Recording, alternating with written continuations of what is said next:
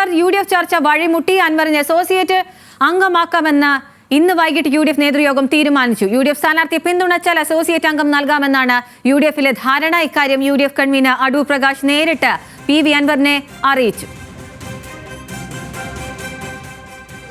അദ്ദേഹം സ്ഥാനാർത്ഥിക്കെതിരെ പരാമർശങ്ങൾ നടത്തിയത് അത് ശരിയായില്ല എന്ന അഭിപ്രായം UDFിനുണ്ട്. അത് അദ്ദേഹത്തെ ഞാൻ അറിയിക്കുകയുണ്ടായി. ആ കാര്യത്തിൽ അദ്ദേഹം ഒരു തീരുമാനം കൈക്കൊള്ളണം. അത് കൈക്കൊള്ളുക എന്ന് പറയുമ്പോൾ ആ പരാമർശം പിൻവലിക്കണം. പിന്നീട് അദ്ദേഹത്തെ അസോസിയേറ്റഡ് മെമ്പറായി മെമ്പറായി തീരുമാനമെടുത്ത് നേരത്തെ ചെയർമാൻ എന്നുള്ള നിലയിൽ ശ്രീ VD സതീഷനും മറ്റും അതിനുള്ള തീരുമാനം നേരത്തെ എടുത്തതാണ്. എന്നാൽ പൂർണ്ണ ഘടകകക്ഷിയാക്കാതെ സഹകരണത്തിനില്ല എന്നാണ് അൻവറിന്റെ തീരുമാനം. വിവരങ്ങളുമായി ശാന്തകുമാർ വെള്ളാലത്ത് ചേരുന്നുണ്ട്. ശാന്തകുമാർ, UDF ഒന്നായി എടുത്ത തീരുമാനമാണ്.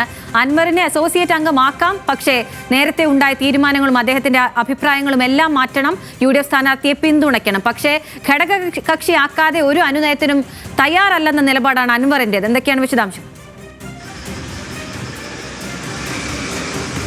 അത് തന്നെയാണ് അഖില പറഞ്ഞ പോലെ തന്നെയാണ്. അതായത് ഘടകകക്ഷിയാക്കാതെ ഒരു തീരുമാനവും അംഗീകരിക്കാനില്ല, ഒരു വിട്ടുവീഴ്ചയ്ക്കും തയ്യാറല്ല. ഏറ്റവും പ്രധാനപ്പെട്ട ഘടകകക്ഷിയാക്കുക എന്നുള്ളത് തന്നെ അസോസിയേറ്റ് മെമ്പർ ആക്കാം എന്നുള്ള ഇപ്പോൾ വന്നിട്ടുള്ള അൻവറിനെ അറിയിച്ചിട്ടുള്ള ഈ കാര്യത്തിലേക്ക് അൻവർ ഇനിയും ഒരു തീരുമാനത്തിൽ എത്തിയിട്ടില്ല. കാരണം അവരുടെ തൃണമൂൽ കോൺഗ്രസിൻ്റെ ഇന്ന് ചേർന്ന പ്രതിനിധി യോഗത്തിലെല്ലാം തീരുമാനമെടുത്തിട്ടുള്ളത് അത് ഘടകകക്ഷിയാക്കണം എന്ന് തന്നെയാണ്. അതിന് എല്ലാ കാര്യങ്ങളും ചുമതലപ്പെടുത്തിയിരിക്കുന്നത് PV അൻവറിനെയായിരുന്നു. അതുതന്നെയാണ് ഇപ്പോൾ അൻവർ പറയുന്നത്.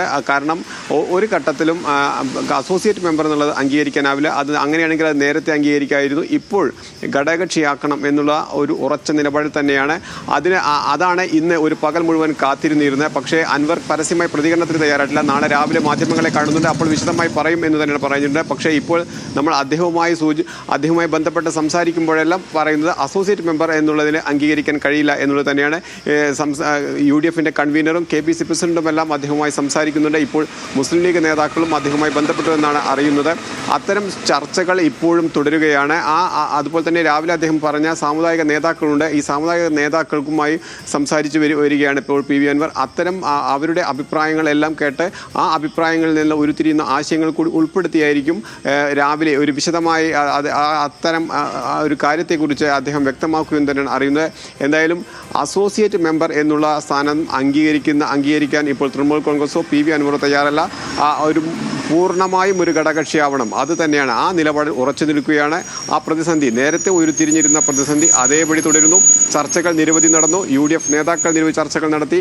ഒപ്പം തന്നെ ലീഗിലെ നേതാക്കളെല്ലാം അൻവറുമായി ചർച്ച നടത്തി. ആ ചർച്ചകൾക്കൊന്നും കൃത്യമായ ഒരു വ്യക്തമായ ഒരു ഫലവും ഇതുവരെയും ഉണ്ടായിട്ടില്ല. അൻവറിൻ്റെ നിലപാടിൽ തന്നെ ഉറച്ചു നിൽക്കുകയാണ്. ആ നിലപാടിൽ മാറ്റമുണ്ടാകില്ല എന്ന് തന്നെയാണ് അൻവർ ഇപ്പോഴും വ്യക്തമാക്കുന്നത്. അഖില, ശരി, അൻവറിന്റെ നിലപാടിൽ ഉറച്ചു നിൽക്കുകയാണ്. UDF അതേ തരത്തിൽ അവരുടെ നിലപാടിലും ഉറച്ചു നിൽക്കുകയാണ്. നാളെ രാവിലെ അൻവർ മാധ്യമങ്ങളെ കാണുന്നുണ്ടാകും. അതിനുശേഷമായിരിക്കും മറ്റു വിവരങ്ങൾ അറിയുക. ശാന്തകുമാർ വെള്ളാലത്താണ് വിവരങ്ങൾ നൽകിയത്.